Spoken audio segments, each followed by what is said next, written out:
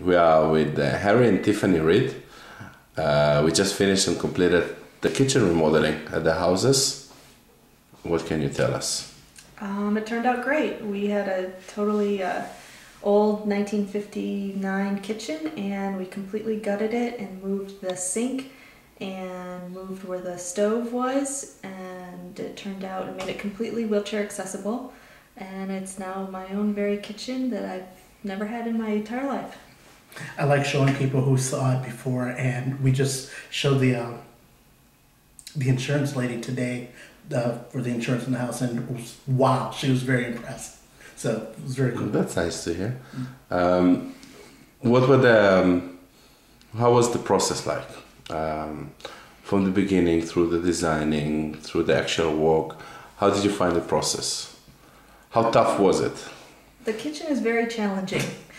We've done both bathrooms and some other work on the house, and the kitchen was definitely more challenging because every single millimeter needs to be accounted for and taken into account, and lots of decisions. But the process, I think, turned out all right, and it actually went pretty smoothly, and as long as my husband and I both agree, it got better. Well, I think it's part of the reason that why it went smoothly, how Tiffany's remembering it, is because beforehand we had lots of talks about, okay, what is it exactly that you want from the kitchen, so that by the time that Alan and his people get here, that you can tell them, all right, this is what we want. And so when I tell people that we did the whole thing in 6 weeks, they're usually pretty impressed. Okay.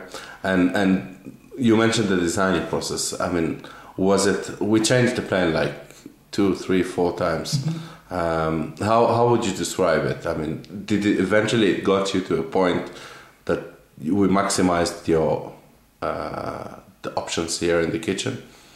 Yeah, definitely. And that was, well, part of the thing is that when you first started talking about it, you just have an abstract idea of what you want from the kitchen, but when you actually start counting out, well, how many feet is that? How far away is this from that? Then you start to see it more, and so then you have to be willing and flexible to change to, all right, that doesn't really make sense anymore. Let's do it this way instead. And so that worked really, really well, I thought.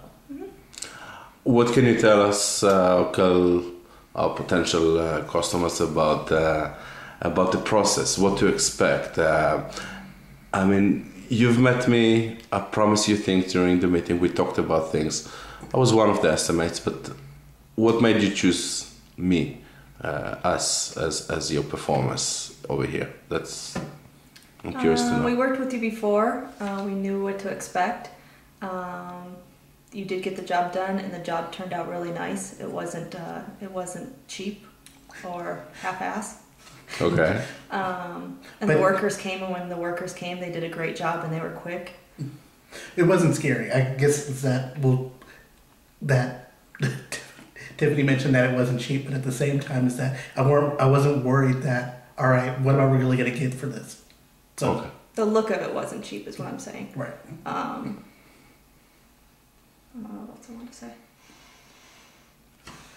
What didn't you like through the process?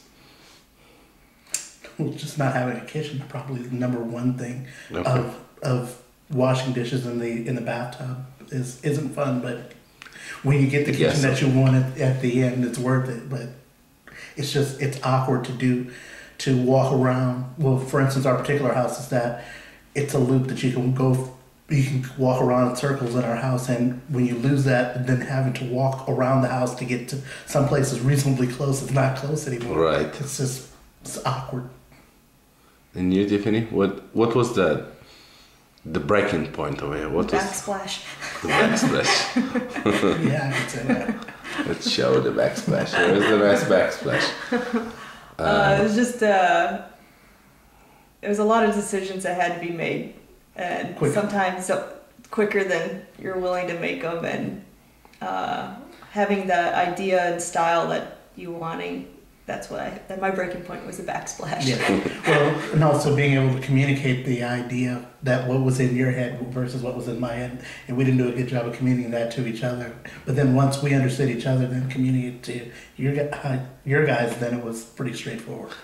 What are the tips that you can give other people before stepping into general construction, and maybe specifically to a kitchen? Let's start with the general.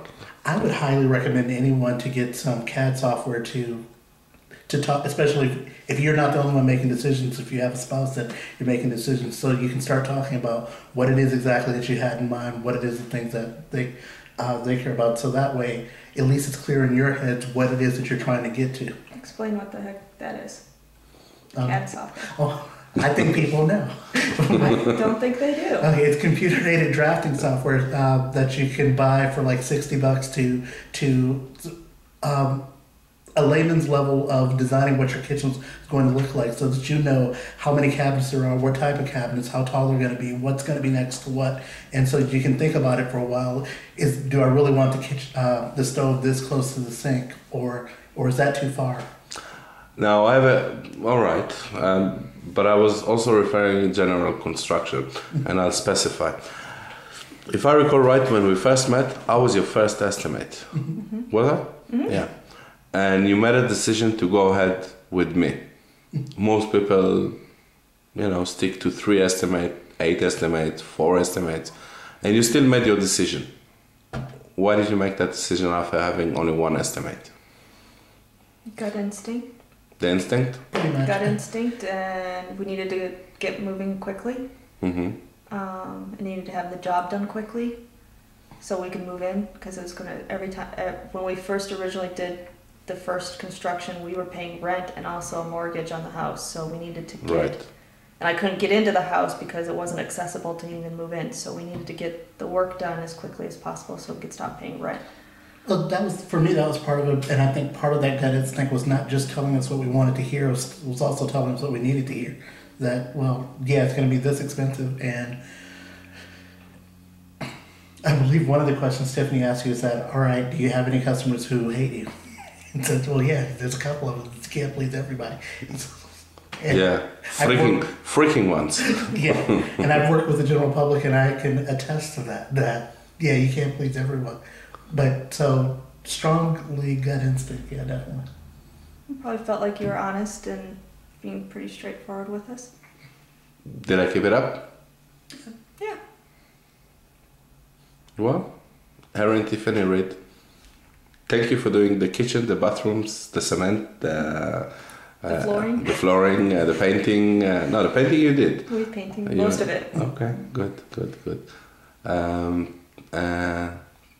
See you in the future. Thank you.